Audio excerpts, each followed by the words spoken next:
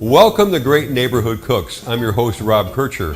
Each week I'm going to be knocking on the doors of amazing cooks who live down the street or around the corner. Who knows, maybe from your own neighborhood.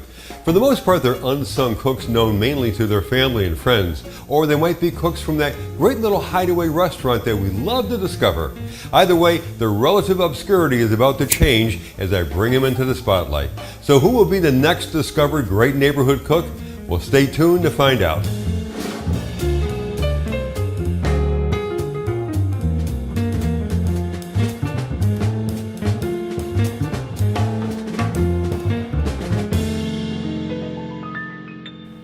Welcome to another segment of Great Neighborhood Cooks. Folks, I'm in Naples, Florida, and I'm going to catch up with a guy who is this amazing, amazing cook. Come on, let's go meet him.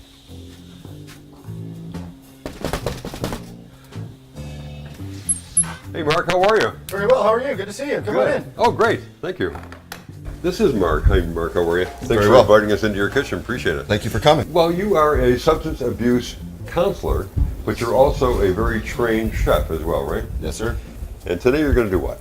I'm going to do an Asian steak that I feel is something that can be made with a very affordable cut of meat that usually doesn't have a whole lot of quality to it, but you can turn it into something absolutely delicious. This is just your basic old London broil, you know, not a very desirable cut of meat by any means, but in order to make it delicious, you just have to tenderize it very good. That's the key. And you do it with a fork, you don't do it with a hammer, right? I do not. I just jab some holes into it.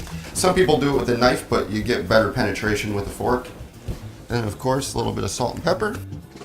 Basic at this point, right? Very basic.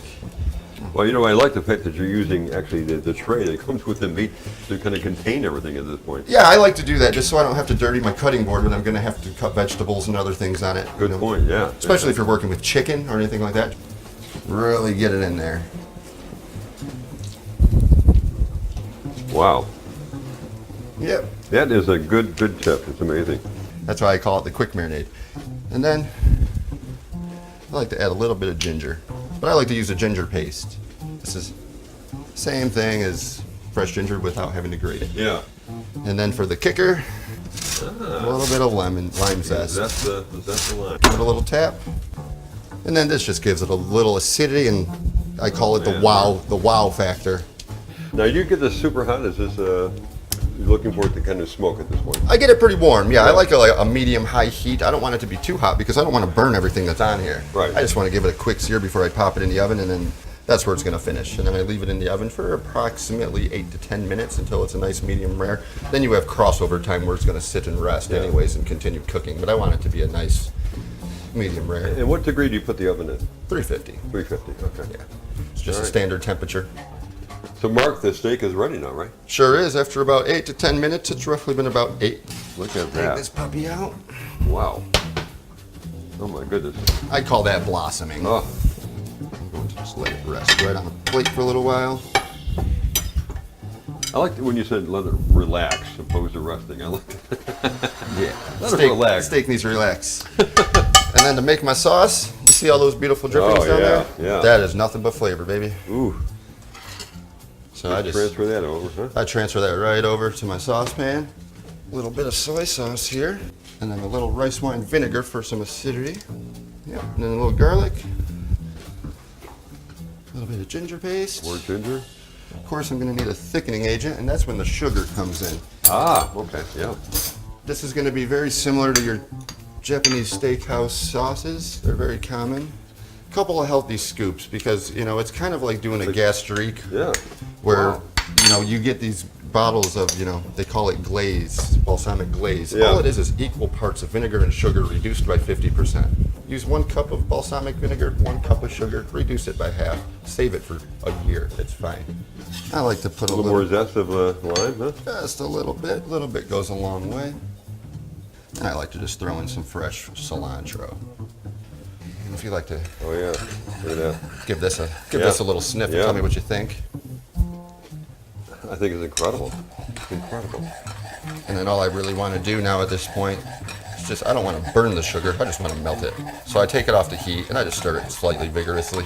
Well, one of my favorite tricks to doing rice is to avoid the measuring, because you always use 1.5 parts of water for 1 part of rice. So all you have to do is just put your rice into a pan, but keep into consideration your rice will expand as it cooks. Yes, sir.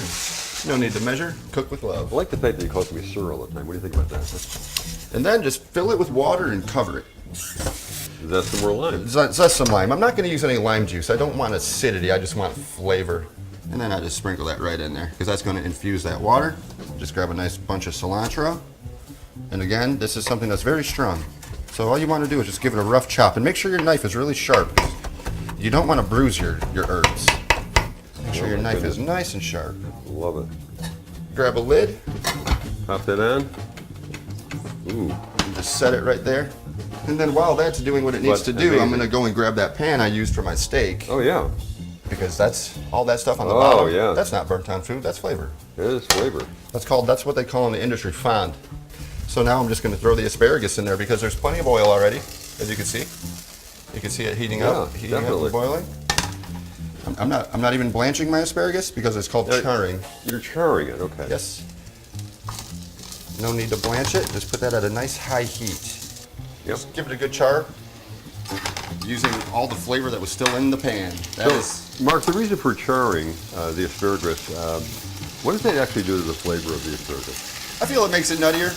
I think it makes it more appealing because it's different than your standard boring blanched asparagus that is cooked in boiling water and then dropped into an ice bath, and there's only so much you can do. It's killed. It's basically killed, I think. Yeah, I don't want to kill it. It's like cooking a steak well done. It's already been killed once. Don't kill it again. Yeah. You got hockey pucks, Exactly. We don't like hockey pucks. Yeah, whenever I see somebody order a well done steak, I always hear taps in the background. Poor animal. Love it. I like to take the moisture from the meat. Put it right in there. Now that really is the capper, I'll tell you. That is the capper. You squeeze every last drop of flavor from everything you do. That's correct. And now I am ready to start plating. Well, let's do it.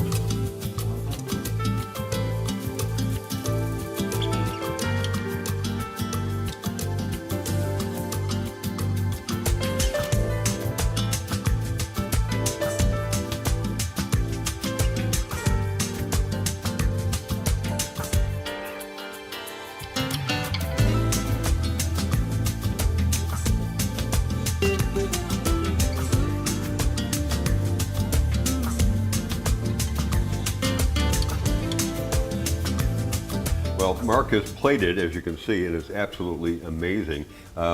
Is that pickled red onions on there? Yes, it is. Wow. And that just adds another, it's like putting icing on the cake, right? It's like another dimension in the universe. Now, we're going to pair this with, what kind of a wine? This is a Shiraz. I feel that Shiraz is something that goes really great with anything that you have that requires some sweetness to it. For instance, the sauce that I made to go with the steak. Okay, Mark, let's make a little toast here to your amazing meal. Thank you. Look forward to it. Well, that is good.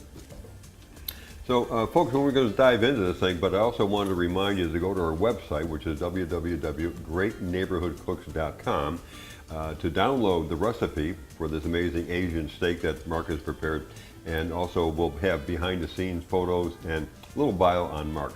So let's dive in here. Yeah, let's give it a taste. Can't wait. I don't think I've had asparagus like that before.